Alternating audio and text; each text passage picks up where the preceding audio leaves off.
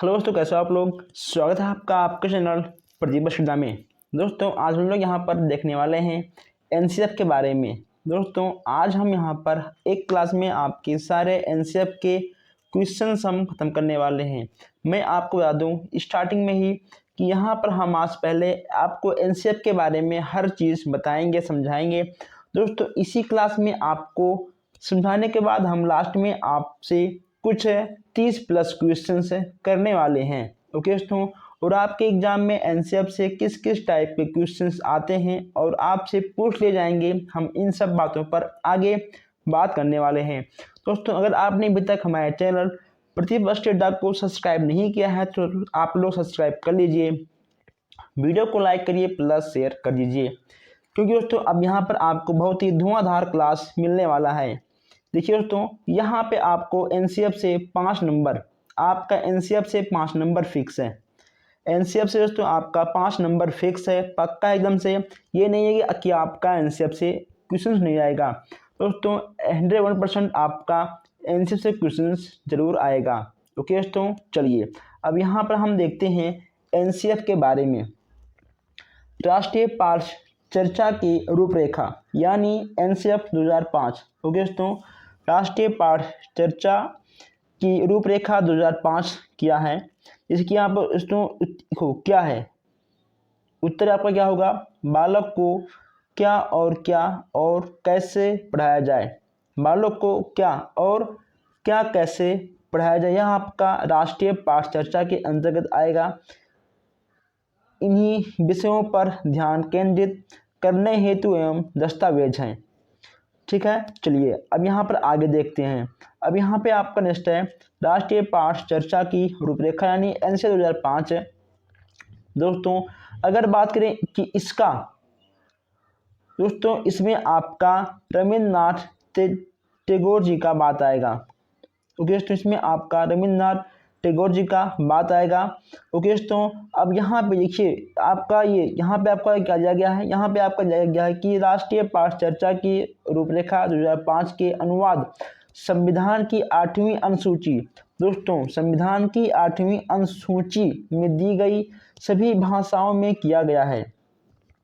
ठीक है अगर मान लो पूछ ले आपसे कि एनसीएफ की पाठ चर्चा संविधान के कितने अनुसूची में है, तो आपका हो जाएगा 8वीं अनुसूची में है। ठीक है यह विद्यालय, देखिए यहाँ पर यह विद्यालय शिक्षा का अब तक का न्यूनतम राष्ट्रीय दस्तावेज है।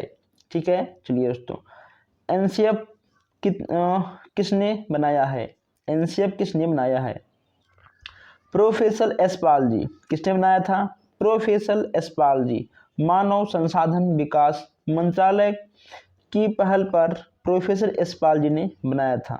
ओके दोस्तों अब यहाँ पे आपको यशपाल जी के नाम को जरूर याद करना है। जो आपके वेरी मोस्ट इम्पॉर्टेंट क्वेश्चंस हैं हम इन सब पर बात करने वाले हैं। अब यहाँ पे हम देखते हैं, यहाँ पे आपका क्या है, यहाँ आपका दिया गया है कि एनसीएफ 2005 के 5 मार्गदर्शक सिद्धांत कौन कौन से हैं। एनसीएफ 2005 के 5 मार्गदर्शक सिद्धांत कौन कौन से हैं। पहला आपका जाएगा ज्ञान और स्कूल के बाहर जीवन से जोड़ना। दोस्तों ज्ञान को स्कूल से बाहर से जोड़ना यानी अगर बच्चों को हम बाहरी शिक्षा को जोड़ कर देंगे तो बच्चे बहुत जल्दी ही सीख जाएंगे। सेकंड आपका है पढ़ाई को रटन प्रणाली से मुक्त कराना। दोस्तों जो हम लोग कहते हैं कि आप इसको रट के आओ, दोस्तों आप बच्चों को इससे मुक्त कराना है। तीसरा आपका है पाठ्य चर्चा पाठ्य पुस्तक केंद्रित ना रह जाए। अगर जब हम लोग बच्चों को शिक्षा दें तो वह केवल पाठ्य पुस्तक पर ही ना रहें। ठीक है पाठ्य पुस्तक के साथ साथ हम लोग उनके बाहरी जीवन को भी उसमें जोड़ें। चौथा आपका है कक्षा कक्ष को लचीलापन बनाया जाए। दोस्तों कक्षा कक्ष को आपको लचीलापन भी बनाना है। पांचवा आपका है राष्ट्रीय मूल्यों के प्रति आस्थावान विद्यार्थियों, यानी इसमें देखिए आस्थावान विद्यार्थी तैयार हों या राष्ट्रीय महत्व के बिंदुओं को पाठ्यक्रम में शामिल किया जाए। ये आपकी हो गई कुछ 5 महत्वपूर्ण बिंदु। इसके साथ साथ यहाँ पर हम देखते हैं सिद्धांत के संबंध में महत्वपूर्ण तथ्य। विद्यालय जीवन को बाहरी जीवन से जोड़ना चाहिए, ठीक है, विद्यालय जीवन को बाहरी जीवन से जोड़ना चाहिए। नेक्स्ट आपका है इन अधिगम प्रक्रिया के माध्यम से विद्यार्थियों को रटने की प्रणाली से मुक्त करना था। नेक्स्ट आपका है ताकि विद्यार्थियों की पंचमुखी विकास हो सके, ठीक है। नेक्स्ट आपका है इसके अलावा शिक्षा अधिगम प्रक्रिया बाल केंद्रित हो। दोस्तों बोझ के बिना शिक्षा हो, यानी बस्ते का बोझ कम हो, ये आपको एनसीईआरटी में बताया जाता है। अब यहाँ पे आपका है कि एनसीईआरटी 2005 के अंग और भाग, इसके कितने भाग हैं? इसके आपके 5 भाग हैं।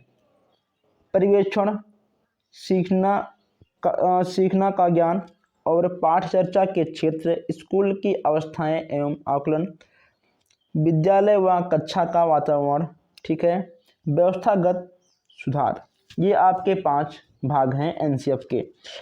आगे बढ़ते हैं। आगे आपका है पाठक्रम।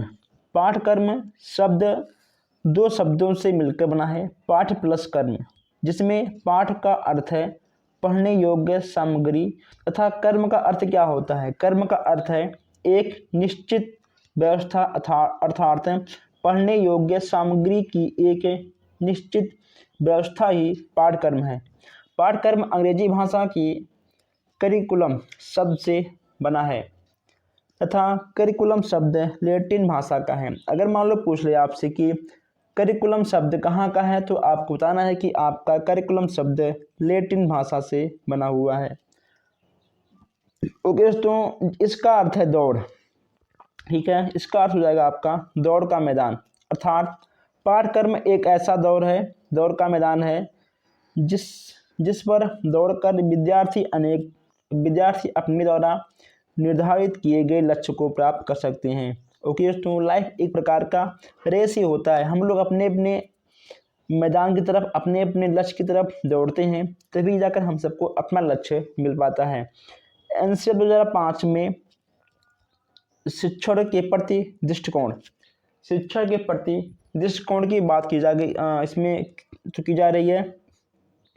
शिक्षक ज्ञान का स्रोत नहीं है, अपितु एक ऐसा सुगम करता है जो सूचना का अर्थ बोध में बदलने की प्रक्रिया में विविध उपायों द्वारा बच्चों हेतु सहायक हो। आगे बढ़ते हैं दोस्तों। अब यहाँ पर हम आपके कुछ क्वेश्चंस देखते हैं। विद्यालय शिक्षा का अब तक का न्यूनतम राष्ट्रीय दस्तावेज दोस्तों क्या था? आपका एनसीईआरटी था, ठीक है, एनसीईआरटी 2005 था। यहाँ पे सेकंड आपका है कि इस मंत्रालय की पहल पर एनसीईआरटी 2005 तैयार किया गया था। मानव संसाधन विकास मंत्रालय, ठीक है, मानव संसाधन विकास मंत्रालय के पहल पर एनसीईआरटी 2005 तैयार किया गया था। आपको इन सब क्वेश्चंस को बहुत ही अच्छे से अपने दिमाग में सेट करना है। किसकी अध्यक्षता में विद्वानों ने एनसीईआरटी 2005 तैयार किया था? प्रोफेसर यशपाल। कौन थे आपके? प्रोफेसर आपके यशपाल थे। एनसीईआरटी 2005 के प्रमुख सूत्र क्या थे? अगर पूछ ले कि आपके एनसीईआरटी के प्रमुख सूत्र क्या थे, आपका हो जाएगा बिना भार के अधिगम। क्या होगा आपका? बिना भार का अधिगम आपका बिल्कुल सही हो जाएगा। अब यहाँ देखते हैं 5वां क्वेश्चन। एनसीईआरटी 2005 का आरंभ रविन्द्रनाथ टैगोर ने किस निबंध से किया है? दोस्तों एनसीईआरटी 2005 का आरंभ रविन्द्रनाथ टैगोर ने किस निबंध से किया है? आपका हो जाएगा सभ्यता और प्रगति, ठीक है, आपका होगा सभ्यता और प्रगति। आगे बढ़ते हैं। नेक्स्ट आपका है एनसीईआरटी 2005 में बल दिया गया है। एनसीईआरटी 2005 में बल दिया गया है किसका? शांति के लिए। दोस्तों शांति के लिए इसमें आपको बल दिया गया है। नेक्स्ट आपका है एनसीईआरटी 2005 में बताया गया है कि सपनों के भारत को धरातल पर उतारने की मुक्ति, ठीक है, ये सब आपके एनसीईआरटी के अंतर्गत आएंगे। यहाँ पर नेक्स्ट आपका है 8वां क्वेश्चन है एनसीईआरटी 2005 के अध्याय विद्यालय एवं कक्षा का वातावरण में बताया गया है, यानी इसका उत्तर क्या होगा? वातावरण के भौतिक एवं मनोवैज्ञानिक आयाम अधिगम को कैसे प्रभावित करते हैं। ठीक है दोस्तों, ये सब क्वेश्चन, ये जो क्वेश्चन आपका था उतना नहीं था, लेकिन हाँ तो ये आपका क्वेश्चन आ सकता है। करिकुलम किस भाषा का शब्द है? अभी हमने आपको बताया था कि करिकुलम आपका लैटिन भाषा का शब्द है। किस भाषा का शब्द है आपका? ये आपका लैटिन भाषा का शब्द है।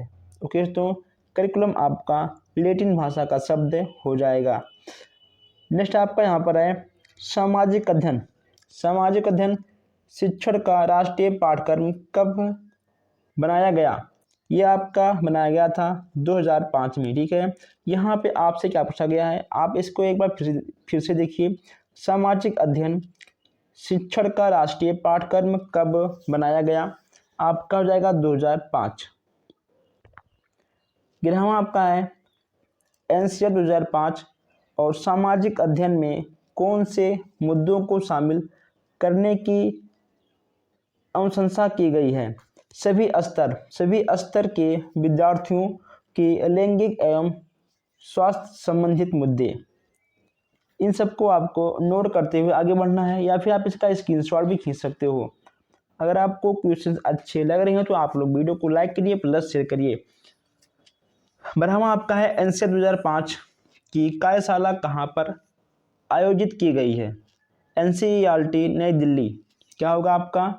एनसीईआरटी नई दिल्ली। दोस्तों बहुत ही इसको आराम से आप लोग याद रख सकते हो। नेक्स्ट आपका यहाँ पर है यशपाल शर्मा समिति में कुल कितने सदस्य? इसमें आपके जाएंगे 38। ओके तो 38 मेंबर आपके थे यशपाल शर्मा समिति में। ठीक है, कुल आपके 38 मेंबर पाए गए थे। नेक्स्ट आपका है पाठ्यक्रम निर्माण की आवश्यकता क्यों है? पाठ्यक्रम निर्माण की आवश्यकता क्या है दोस्तों? ठीक है, क्या है? शिक्षा के उद्देश्य की प्राप्ति हेतु, शिक्षा के उद्देश्यों की प्राप्ति हेतु आपका हो जाएगा पाठ्यक्रम निर्माण की आवश्यकता। नेक्स्ट आपका यहाँ पर है एनसीएफ 2005 का भाषा फार्मूला क्या है? यानी एनसीएफ 2005 का फार्मूला क्या है? एनसीएफ 2005 के भाषा का फार्मूला क्या है? आप इसको ऐसे भी समझ सकते हो, त्रिभाषाई फार्मूला। क्या होगा आपका? त्रिभाषाई फार्मूला। ओके तो आपका त्रिभाषाई फार्मूला आपका हो जाएगा। अब यहाँ देखते हैं 16वां क्वेश्चन से, प्रथम भाषा, द्वितीय भाषा और तृतीय भाषा। आपको यहाँ पर क्रमशः बताना है। देखिए प्रथम भाषा आपका क्या होगा? आपका हो जाएगा राष्ट्रीय भाषा यानी राज्य की भाषा। द्वितीय भाषा आपका हो जाएगा इंग्लिश। ठीक है, और दोस्तों यह आपका अंतर्राष्ट्रीय भाषा के अंतर्गत आएगा। तृतीय अस्थायी भाषा आपका होगा पंजाबी, संस्कृत और तमिल। दोस्तों यह आपका वेरी मोस्ट इंपॉर्टेंट क्वेश्चन है, आपको इसको नोट करना बहुत ही आवश्यक है। ठीक है, चलिए यहाँ देखते हैं हम लोग 17वां क्वेश्चन है। एनसीईआरटी 2005 में सुझाव दिया गया है कि सूचना को क्या मानवीय से बचा जाए? दोस्तों इसका उत्तर आपको जाएगा ज्ञान। ठीक है, ज्ञान आपका सिंपल सा हो जाएगा। आगे बढ़ते हैं। नेक्स्ट आपका है 18वां क्वेश्चन है एनसीईआरटी 2005। एनसीईआरटी 2005 में किन शिक्षण सूत्रों के अधिगम प्रयोग का सुझाव दिया है? एनसीईआरटी 2005 में किन शिक्षण सूत्रों के अधिगम प्रयोग का सुझाव दिया है? ज्ञान से अज्ञान की ओर, मूर्त से अमूर्त की ओर। आपका होगा ज्ञान से अज्ञान की ओर और मूर्त से अमूर्त की ओर। 19वां आपका है एनसीईआरटी 2005 के अनुसार मार्गदर्शक सिद्धांत में निहितार्थ है, यानी ज्ञान को स्कूल के बाहर के जीवन से जोड़ना। ज्ञान को स्कूल के बाहर के जीवन से जोड़ना आपका हो जाएगा। नेक्स्ट यहाँ पे आपका क्या होगा? नेक्स्ट आपका होगा एनसीईआरटी 2005 के अनुसार बच्चों की गलतियाँ क्यों महत्वपूर्ण हैं? यह सावधान दोस्तों एक मिनट, यह समाधान को बचाने में सहायक करती है। ठीक है दोस्तों, चलिए, जब बच्चे गलती करते हैं तभी वो कुछ सीखते हैं, नहीं तो नहीं सीख पाते हैं। शिक्षा बिना बोझ की, शिक्षा बिना बोझ के जो एनसीईआरटी 2005 का प्रमुख स्रोत है, इसका अर्थ क्या है? पाठ चर्चा के बोझ को कम करना, पाठ चर्चा के बोझ को कम करना। अब यहाँ देखते हैं 22 क्वेश्चन है। 22 क्वेश्चन आपका हो जाएगा। एनसीईआरटी 2005 सिफारिश करता है कि प्राथमिक स्तर पर गणित की शिक्षा का केंद्र होना चाहिए। ठीक है, कक्षा में पढ़ाई गई टॉपिक्स को विद्यार्थियों के दैनिक जीवन से जोड़ना, यानी कुल मिलाकर एनसीईआरटी कहता है कि हम लोग प्राथमिक स्तर पर बच्चों को जो भी कुछ समझाएं, पढ़ाएं, बताएं, वह सब बच्चों के दैनिक जीवन से होना चाहिए, ना कि उससे अलग रहे। एनसीईआरटी 2005 में गणित शिक्षण के बारे में बताया गया है कि गणित शिक्षण महत्वाकांक्षी, सुगमता और महत्वपूर्ण होना चाहिए। यह महत्वाकांक्षी का मतलब क्या है? गणित के उच्च उद्देश्य की प्राप्ति। ठीक है, इसमें आपका गणित के उच्च उद्देश्य यानी लक्ष्य की प्राप्ति हो जाएगा। नेक्स्ट आपका यहाँ पर है 24। एनसीईआरटी 2005 में गणित की लंबी आकृति का मतलब क्या है? एकता संकल्पना पर दूसरी संकल्पना बनाना। ठीक है, एकता संकल्पना पर दूसरी संकल्पना बनाना, यह आपका गणित की लंबी आवृत्ति का मतलब हो जाएगा। नेक्स्ट आपका है एनसीईआरटी 2005 के अनुसार सीखना है मानसिक विकास, शिल्पकला केंद्र एवं व्यवसायिक ज्ञान। ठीक है, चलिए दोस्तों, नेक्स्ट आपका यहाँ पर है 26 है। एनसीईआरटी 2005 में किस परीक्षा के संबंध में सुधार के लिए सुझाव दिए गए थे? कक्षा 10वीं की परीक्षा ऐच्छिक हो। ठीक है, कक्षा 10वीं की परीक्षा ऐच्छिक हो। एनसीईआरटी 2005 किस पे बल देता है? करके सीखने पर। दोस्तों, वेरी मोस्ट इम्पॉर्टेंट, आप इसको 3 स्टार में लगा लीजिए। ठीक है दोस्तों, आप इसको लगाइए 3 स्टार में, ये क्वेश्चन आपका आ सकता है। एनसीईआरटी 2005 किस पर बल देता है? करके सीखने पर। नेक्स्ट आपका है एनसीईआरटी 2005 में कक्षा शिक्षण को विद्यालय से जोड़ने का उद्देश्य सांस्कृतिक विरासत की प्रशंसा करना एवं छात्रों के व्यक्तित्व और मानसिक स्वास्थ्य को विकसित करना। ठीक है, 28 का बिल्कुल सही हो जाएगा। अब यहाँ देखते हैं 29 क्वेश्चन है। एनसीईआरटी 2005 में गुरुत्व आयाम शीर्षक के अंतर्गत महत्व दिया गया है बालकों के लिए शैक्षिक अनुभव एवं पाठ्यक्रम सुधार को। ठीक है दोस्तों, चलिए, नेक्स्ट आपका क्या है? नेक्स्ट आपका यहाँ पर है एनसीईआरटी 2005 का मुख्य सूत्र शिक्षा बिना बोझ के कब आया हुआ था? यह आपका आया था 1993 में। दोस्तों, यह आपका आया था 1993 में। जब हम आपके नोट्स लिखवाए थे तो हमने आपको वहाँ पर एनसीईआरटी के बारे में बहुत ही अच्छे से बताया भी था और समझाया भी था। सामूहिक कार्य मूल्यांकन यानी सतत विकास खुली पुस्तक की परीक्षा मूल्यांकन। खुली एक मिनट सॉरी, सामूहिक कार्य मूल्यांकन, सतत मूल्यांकन, खुली पुस्तक की परीक्षा मूल्यांकन। ओके दोस्तों, तो आज हम लोगों ने यहाँ पर 31 क्वेश्चन दोस्तों देखे हैं। आपके ऐसे क्वेश्चंस आपके एनसीईआरटी से बन जाते हैं, तो आपको इन सारे क्वेश्चंस को अच्छे से अपने दिमाग में तो रखना है। अगर आपको क्वेश्चन अच्छे लगे तो आप लोग वीडियो को लाइक शेयर कर सकते हो और मिलते हैं फिर नेक्स्ट क्लास में। धन्यवाद।